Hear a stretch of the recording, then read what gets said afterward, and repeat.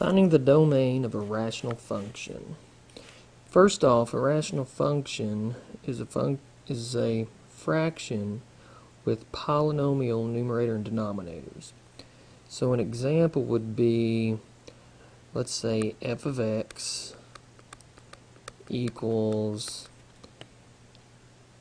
x squared plus 5x plus 4 over x squared minus 16. Another example, let's say g of x equals x plus 7 over x squared plus 8x plus 15.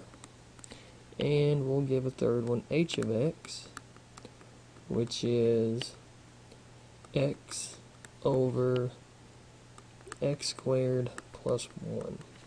So those are three examples of a rational function.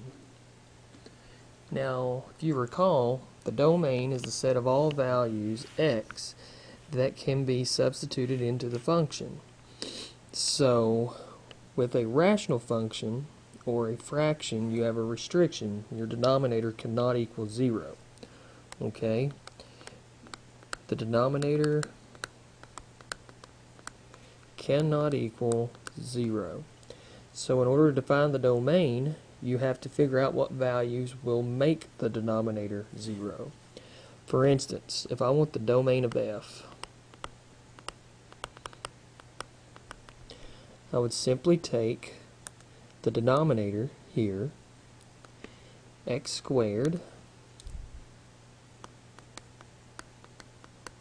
minus 16, and say that it cannot equal 0. Since that's the difference of two squares, you could factor it as x plus 4, x minus 4, and get x cannot equal positive or negative 4. Now if you write that in interval notation, that would be the interval negative infinity to negative 4, not including the 4, unioned with negative 4 to positive 4. Again, we don't include each. Unioned with 4 to infinity. Alright, let's do the same thing now for g. The domain of g. Again, we'll come to our function g, and we only have to worry about the denominator. We cannot let the denominator equal 0. So going through the math, again, it is a quadratic, so we see if we can factor it. And that will factor as x plus 3, x plus 5. And when we solve it, you get x cannot equal negative 3 or negative 5. And I'll just leave that in the inequality form. And now for the last case, h, the domain of h.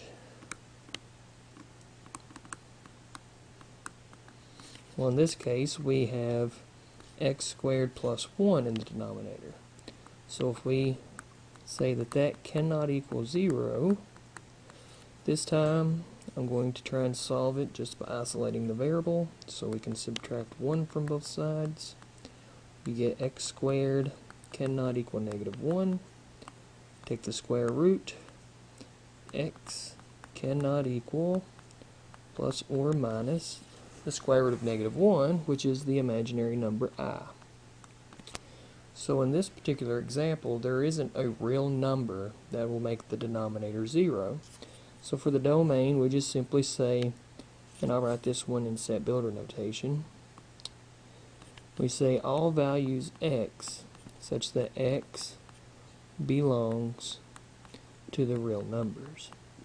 And that's all I really have to say, since the only way to get 0 is with a complex number. So we only use real numbers in this example. So to summarize it,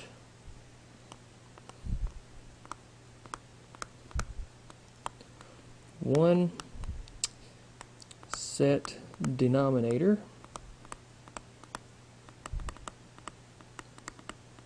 not equal to 0. Solve. And finally, express domain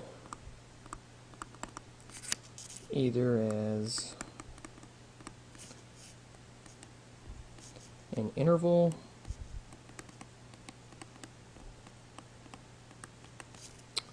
inequality or set builder notation.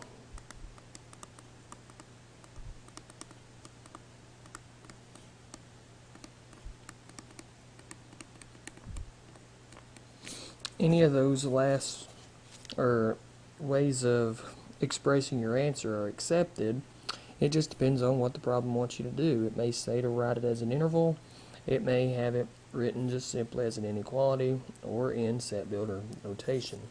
So if it's a multiple choice, just pick the notation that they use in their answers.